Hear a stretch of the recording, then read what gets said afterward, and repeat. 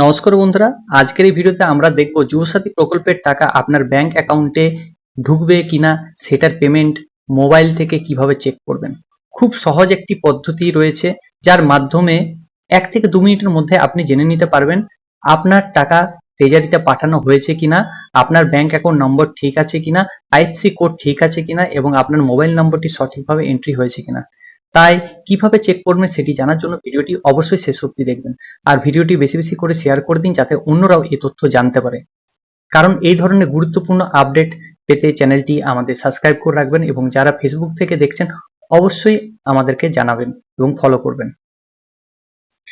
তো চলুন আপনাদেরকে দেখিয়ে দিই কিভাবে আপনার স্ট্যাটাসটা চেক করবেন। স্ট্যাটাস চেক করার জন্য প্রথমে আপনাদেরকে টাইপ করতে হবে WBIFMS, এটি সার্চ করতে হবে।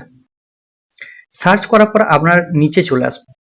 নিচে দেখুন একটা রয়েছে know your transaction. Know your ট্রানজাকশনে আমরা ক্লিক করব। আমাদের সামনে এই ইন্টারফেসটি এলো। এই ইন্টারফেস থেকে আমরা প্রথমে যে অপশনটা রয়েছে সেই অপশনটাতে ক্লিক করলাম। সেখানে মোবাইল নাম্বার ওয়াইজ এটাকে সিলেক্ট করলাম। তারপর ডান দিকে আমাদের রেজিস্টার্ড মোবাইল আইডি দিতে হবে। আমি দিয়ে দিচ্ছি। আপনাদের যেটা রেজিস্টার নাম্বার আছে সেই রেজিস্টার নাম্বার আপনারা দেবেন। তারপর গেট ওটিপিতে একটি ক্লিক করবেন। আপনার কাছে ওটিপি আসছে কিনা আপনি সেটি বুঝতে পারবেন।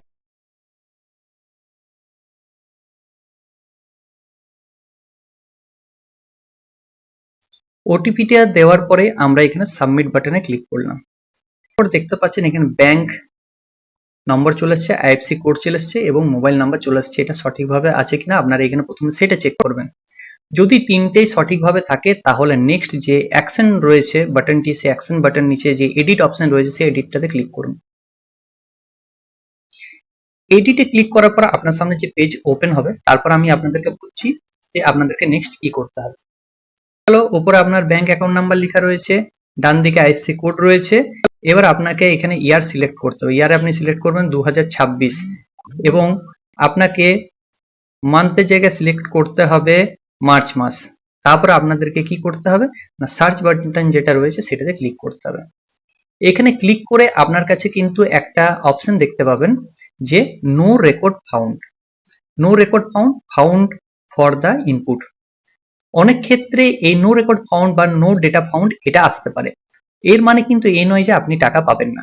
এর মানে হলো আপনার নাম এখনো ট্রেজারিতে পাঠানো হয়নি। বিশেষ করে যারা ক্যাম্পে ফর্ম জমা দিয়েছিলেন তাদের ক্ষেত্রে নাম ট্রেজারিতে যেতে একটু সময় লাগতে পারে, তার জন্য একটু অপেক্ষা করতে হবে। আর যদি আপনার নাম ট্রেজারির কাছে পাঠানো হয়ে যায় তাহলে আপনার কাছে 1 সপ্তাহের মধ্যেই মোটামুটি অ্যাকাউন্টে টাকা ঢুকে যাবে। তবে তার শর্ত একটাই হলো আপনার ব্যাংক অ্যাকাউন্ট নাম্বার কিন্তু সঠিক থাকতে হবে, তার সাথে সঠিক থাকতে হবে আইএফএসসি কোড।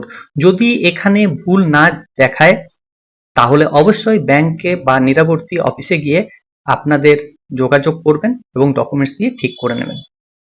আশা করছি বিষয়টি আপনাদেরকে পরিষ্কারভাবে বোঝাতে পারলাম। যদি এই বিষয়ে আপনার কোনো প্রশ্ন থেকে থাকে অবশ্যই সেটি কমেন্ট বক্সে জানাবেন। ভিডিওটি ভালো লাগলে অবশ্যই লাইক করবেন, শেয়ার করবেন আর এই ধরনের সরকারি প্রকল্পের আপডেট পেতে আমাদের চ্যানেল মিস্টার সেলস টিভিকে অবশ্যই সাবস্ক্রাইব করে রাখবেন। সো ভালো থাকবেন, সুস্থ থাকবেন, ধন্যবাদ। আশা করছি এই ভিডিওটা আমাদের ভালো লেগেছে। যদি ভালো লেগে থাকে অবশ্যই চ্যানেলটিকে লাইক, কমেন্ট এবং সাবস্ক্রাইব করবেন এবং পাশে যে বেল আইকন রয়েছে সেটাকে ক্লিক করবেন নিয়মিত সবার প্রথম সঠিক আপডেট পাওয়ার জন্য।